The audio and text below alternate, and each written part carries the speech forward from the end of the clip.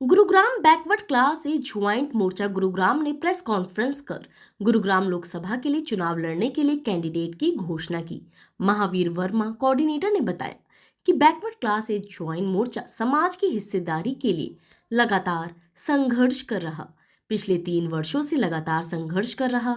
जनसंख्या अनुपात के हिसाब से हिस्सेदारी नहीं मिली है, जिसके लिए समय समय पर बैकवर्ड क्लास एक के साथ साथ अन्य समाजों के हितों की रक्षा के लिए संघर्ष किया जा रहा है। बैकवर्ड क्लास एक की जनसंख्या लगभग 33% होने के बावजूद भी राजनीतिक भागीदारी नहीं मिली।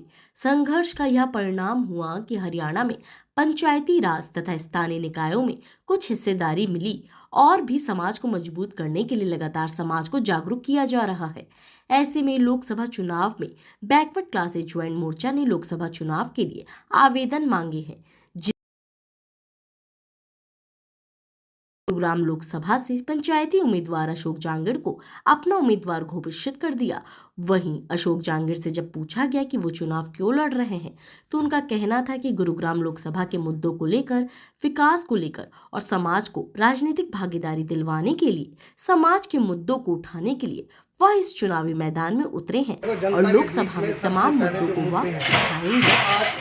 इसी तरह की तमाम खबरें जानने के लिए जुड़े रहिए गुरुग्राम से बी न्यूज के लिए विजेंद्र कुमार की रिपोर्ट। आवाज़ उठाई जा रही है वो दब जाती है किस तरीके से। आज किसी का हक नहीं होगा, हमारे साथ भी ऐसा ही हो रहा है। दूसरी बात भी आपने कि आप किन मुद्दों को लेकर चल रहे हैं। यहाँ पर जो है अगर देखें तो कई मुद्दे हैं जिनको दबाया गया, हमारे भाईचारे को ख़त्म किया गया। हमने उस पे भी काम करना है। कई जो है गरीब लोग आवाज़ें दबी हैं, तो उस आवाज़ को भी उठा के हमने वहाँ पर लेके जाना है। अभी जो सबसे मुख्य मुद्दा ये है कि आप गुड़गांव की आबादी देखें, वहाँ पर हॉस्पिटल एक है, सरकारी अस्पताल एक ही है। अगर भगवान ना करे कोई विपदा आ जाती है, आप कहाँ उसको एडजस्ट करोगे? जबकि 10 साल जो है इन्होंने गवर्नमेंट ने गुजार दिए, एक सरकारी अस्पताल तोड़ दिया गया, जो है उस दूसरी कोई बिल्डिंग तैयार नहीं की गई। बस स्टैंड ऐसे का ऐसे पड़ा हुआ है। जी ये मुद्दे हैं। हम जाएंगे अपने बीसीए समाज के लिए। समाज से पार्टी बनती है, पार्टी से समाज नहीं बनता। हमारे पास सही जो है जो समाज के लोग जुड़े हुए हैं हमारे साथ, उनसे हमने समाज के हित में वोट मांगनी है कि भैया तूने हमारे गंगा जी आप कह रहे हैं समाज से मुद्दे जुड़े हुए हैं, आपने समाज के लिए क्या कुर्बानी दी है? क्या मुद्दे समाज के लिए कुर्बानी ये दी है कि हम 3-4 साल से लगातार बीसीए समाज के लिए संघर्ष करते रहे हैं। संघर्ष करने के बावजूद हम यहाँ तक कामयाब हो गए कि हमने जो है हरियाणा सरकार के नाक में नकेल डाल के अपने मन यहाँ पर जो एक सीट थी वो रिजर्व करा ली। कम भी नहीं तो यहाँ पर 34 से 35% वोट है लोकसभा में, बीसीए की लोकसभा में, पूरी लोकसभा के अंदर 34 से 35% वोट हैं। और हम ये मान के चलते हैं कि जब आज ये डिक्लेयर हो जाएगा, जितनी भी ये पार्टी हैं उनके पसीने छूट जाएंगे, क्योंकि वो लड़ रहे हैं ओबीसी समाज के ऊपर। हमारे को बरगलाया जा रहा है। ओबीसी क्या होता है? Other backward caste. आप अन्य समाजों को क्यों साथ ना ले रहे? ओबीसी को क्यों एक साथ ले रहे? हमारे साथ सारा समाज है। हमारे आपने ओबीसी और मैं वही कह रहा हूँ, हमारे साथ सारा समाज है। मुझे समर्थन प्राप्त है, वैश्य समाज को भी प्राप्त है, ठीक है, मुझे समर्थन प्राप्त है, ऐसे समाज को भी प्राप्त है। हर समाज को हम साथ लेकर चल रहे हैं। हम केवल और केवल बीसी को इसलिए आगे ला रहे हैं क्योंकि हमारे हितों को दबाया जा रहा है। सारा कार्य करते हैं हम, पार्टी को लाते हैं हम अपने बलबूते पर, और लाने के बाद वो हमें दरकिनार कर देते हैं। जानना जी आपका राजनीतिक बैकग्राउंड क्या है? राजनीतिक बैकग्राउंड ये है कि अभी तक जो है हम जितना भी करते आए हैं, लोगों के हित के लिए लड़ाई आवाज़ को उठाते हुए आए हैं। आपने कोई इससे पहले कोई चुनाव लड़ा?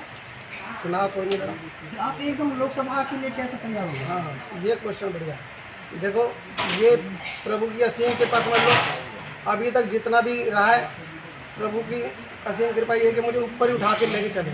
मीडिया के अंदर भी मैं रहा, श्री राम कथा में आया, श्री राम कथा में भी जो है वो सबसे ऊंचा मंच है, इससे ऊपर कोई मंच ही नहीं है।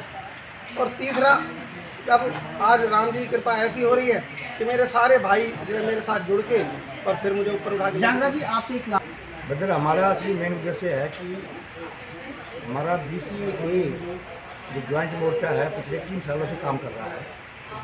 उसमें हमने अन्य समाजों को भी हितों की रक्षा के लिए संघर्ष किया। हमने पंचायती राज में member panchayat, sarpanch, as well as हम जो हमारे निकाय चुनाव होंगे अभी एमसीजी वगैरह में, एमसीएफ वगैरह में, एमसीएम में, उसमें हम बीसीए की सीटें लाए। अभी ठीक है, हमें वो प्रोपोर्शनल रेशो से नहीं मिला है, लेकिन हम संघर्ष जारी है। तो हमारा जो मेन उद्देश्य है कि जितनी भी पार्टियां हैं सभी ओबीसी को बुलाती हैं, उनका नाम हमेशा ओबीसी मोर्चा, ओबीसी मोर्चा, ओबीसी मंच रखता है, जबकि ऐसा नहीं है। ओबीसी मोर्चा हरियाणा गवर्नमेंट के अंदर सिर्फ 2 ही कैटेगरी है, एक है बैकवर्ड ए, एक बैकवर्ड बी, और वो उनको क्लब करके रखते हैं ताकि बीसीए का वर्ग उनके साथ जुड़ जाए और उनके हित मिले ना मिले, लेकिन हमारा मतलब हल हो जाए और ओबीसी के नाम से हम आगे बढ़ते रहे। लेकिन हमारा 27% जो कोटा था, हमारी जनसंख्या लगभग 33% से ज़्यादा होने के बाद भी हमारा जो है राजनीति में बिल्कुल शून्य भागीदारी है। तो उस भागीदारी को हम सुनिश्चित करने के लिए हम अन्य समाज के साथ आगे बढ़ने पर हम कोशिश कर रहे हैं। इसीलिए हमने भाई अपने अशोक डांगरे जी को आगे लाए हैं और हमारा समाज, उसके साथ अन्य समाज भी, हम इसके लिए संघर्ष करेंगे और गुड़गांव लोकसभा सीट के लिए हम दावेदारी पूरी ठोकेंगे कि हम आगे बढ़ें। प्रधान जी, आज लोकसभा चुनाव की डंका बज सकता है, आपने उम्मीदवार घोषित कर दिया है। पिछले 5 साल से आप कहाँ थे? नहीं, पिछले 5 साल सुनिए, हम जितने भी यहाँ कमीशन आए हैं बैकवर्ड क्लास के, बैकवर्ड क्लास कमीशन से हमने अपनी डिमांड रखी और हमने स्टार्टिंग में जब पंचायत इलेक्शन हुआ उसमें हमारी भागीदारी थी। पंचायत के लिए हमने आवाज़ उठाई, वहाँ पर बीसीए की सीटें आई, पंचायत के मेंबर बने और अपने ये जो है सरपंच बने। कहाँ पे? हरियाणा के अंदर कम से कम हजारों के हिसाब से मेंबर होंगे और कई सैकड़ों के हिसाब से हमारे सरपंच होंगे बैकवर्ड का। पार्टी सिंबल पे या ओबीसी के?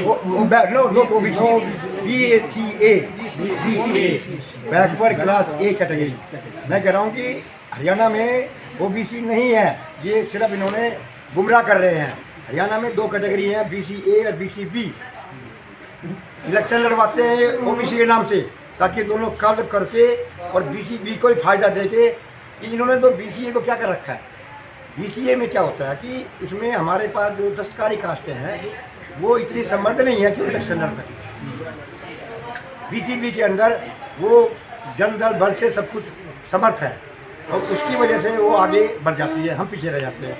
तो हम अपना कर रहे हैं। गुड़गांव में क्या दावेदारी की है कि हरियाणा में और भी कहीं है? हम नहीं, ये बात है कि मेरा गुड़गांव डिस्ट्रिक्ट का मोर्चा है, मैं अभी यहीं पर लेकर चल रहा हूँ और सभी को साथ लेके, और पिछले 5 सालों से हम चल रहे हैं, लेकिन 3 साल से हम एक्टिव हुए हैं और धीरे धीरे हम आगे बढ़ेंगे। अब आप देखिए कि कम से कम हमारी पहचान होगी दक्षिण हरियाणा में, कोई मोर्चा बना हुआ है, इसके बाद उसका इफेक्ट आने वाले विधानसभा चुनाव पर। चुनाव आप जीतने के लिए लड़ रहे हैं, पहचान के लिए? नहीं, दोनों चीज़ों के लिए, दोनों चीज पैरेलल लेकर चलेंगे हम।